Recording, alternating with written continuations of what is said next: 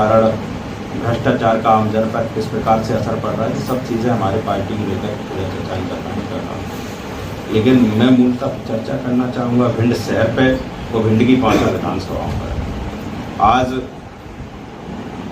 भिंड शहर में जिस प्रकार से अपन देखेंगे, मुख्यालय पे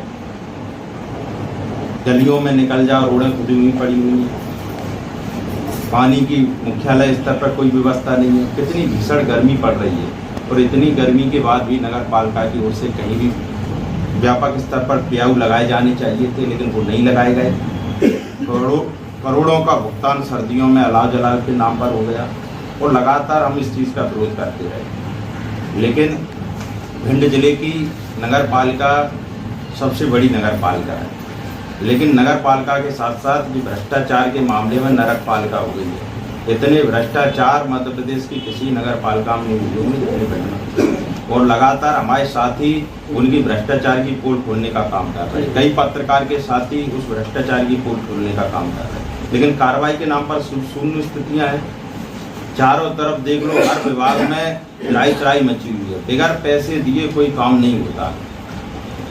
पुलिस चारों तरफ लगी हुई है। अभी भिंड के जरूर नए पुलिस अधीक्षक आए हैं, मैं तो उनसे अभी ऐसी उम्मीद करूंगा कि जो पूर्व में जो व्यवस्थाएं चली आ रही थी, मुझे विश्वास है कि वो नए आए हैं तो निश्चित तौर पर उन पर अंकुश लगाने का प्रयास करेंगे।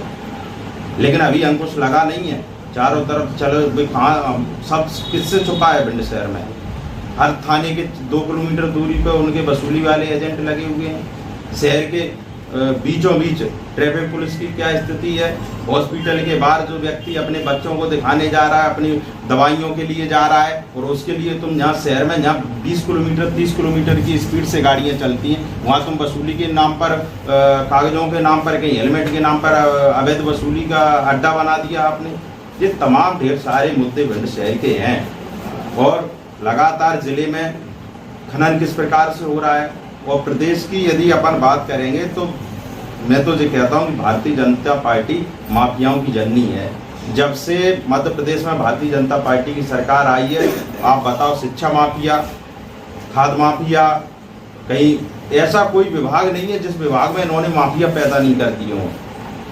हम सब लोग निगाह पसार के देख रहे हैं, कांग्रेस की सरकार बनेगी, निश्चित तौर पर भ्रष्टाचार में संलिप्त अधिकारी हो, कर्मचारी हो या आमजन हो, इन सब माफियाओं का अंत निश्चित तौर पे होगा। और आदरणीय कमलनाथ जी ने जब सरकार बनी 15 माह की, केवल हम लोग जो कहते हैं उसको केवल शब्दों तक नहीं रखते, उसे जमीन पर भी लाने का प्रयास करते हैं। जब शुद्ध के लिए युद्ध चलाया, कितना व्यापक स्तर पर मिलावटी जो माफिया थे वो प्रदेश भर में सक्रिय थे, जो आपकी हमारे बच्चों की सबकी जान के साथ खिलवाड़ करने का काम करते थे, और उन सबको ध्वस्त करने का काम, भू माफियाओं को इंदौर में कितनी बड़ी कार्रवाई कमलनाथ जी के सरकार में हुई। तो ये सब माफियाओं को खत्म करने का काम कांग्रेस पार्टी ने किया, और इसलिए वो माफिया जान गए थे कि यदि कांग्रेस की सरकार पूर्णतः अगर 5 साल चल गई तो प्रदेश में माफियाओं का पूर्ण तरीके से अंत हो जाएगा। इसलिए उन माफियाओं के साथ मिलकर भारतीय जनता पार्टी ने सरकार को, कांग्रेस की सरकार को गिराकर और अपनी सरकार बनाने का काम किया, जिससे प्रदेश में माफियाओं को व्यापक स्तर पर फल फूल सकें। लेकिन निश्चित तौर पर मैं जिले के अधिकारियों से, मैं केवल जिला का अध्यक्ष होने के नाते मैं जिले के अधिकारियों से आग्रह करना चाहता हूँ, 5 महीने बाद मध्य प्रदेश में चुनाव होने हैं, और निश्चित तौर पर आम जन, किसान, नौजवान सबकी जुबान पर है कि मध्य प्रदेश में 1000% सत्ता परिवर्तन होगा। आप लोग भी अपनी कार्य प्रणाली को सुधार लीजिए। जितना आपको लूटना था आपने लूट लिया, जितना भ्रष्टाचार कराना था आपने करा लिया, जितना आप कांग्रेस के कार्यकर्ताओं पर अन्याय अत्याचार कर सकते थे वो आपने कर लिया। अब आप अपनी व्यवस्था में सुधार कर लीजिए। हम लोग व्यापक स्तर पर रोड पे भी लड़ रहे हैं, और आने वाले समय में जो लोग अपनी इस कार्य प्रणाली में सुधार नहीं करेंगे तो उन सबको भी सुधारने का काम कांग्रेस पार्टी करेगी। आज हमारे शहर कांग्रेस के अध्यक्ष आदरणीय गुड्डा जैन जी ने शहर कांग्रेस की कार्यकारिणी का विस्तार करने का काम किया है। मैं इनसे भी उम्मीद करूंगा कि आप जो मुख्य शहर के वार्डों के, गलियों के जो लोगों की समस्याएं हैं, आप उन समस्याओं को इकट्ठा करके प्रशासन को अवगत कराने का काम करेंगे, और उन सब समस्याओं को जानने का प्रयास करेंगे, और लोगों को इस बात के लिए बताने का प्रयास करेंगे कि आने वाले समय में चंद महीनों बाद जो मध्य प्रदेश में कांग्रेस की सरकार बनेगी उन सब समस्याओं को निदान कराने का काम करेंगे। और हम लोग प्रदेश स्तर पर भी वचन पत्र बनाने का काम कर रहे हैं, जिला स्तर पर भी वचन पत्र बनाने का काम कर रहे हैं और ब्लॉक स्तर पर भी वचन पत्र बनाने का काम कर रहे हैं, जो लोगों के बीच में जाएंगे, जो लोगों की समस्याएं, उन सब समस्याओं को अभी समस्याओं को अपने वचन पत्र में सम्मिलित करने का काम कर रहे हैं। और सरकार बनते ही सबसे पहले हम जो वचन आदरणीय कमलनाथ जी देंगे उन सब वचनों को पूरा करने का काम करेंगे।